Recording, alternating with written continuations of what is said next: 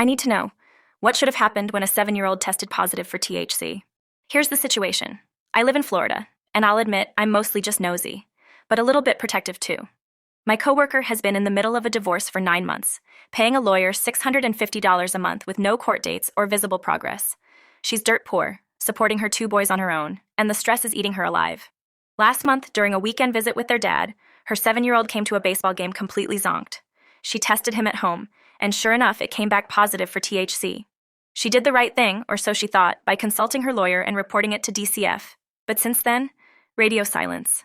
I told her to take him to the ER or LabCorp to get an official test done and offered to split the bill with our supervisor. But her lawyer only pushed her to rely on DCF. When DCF finally inspected the dad's place, they gave him 4 days' notice. Predictably, he cleaned up, hired someone to make the place spotless, and walked away unscathed.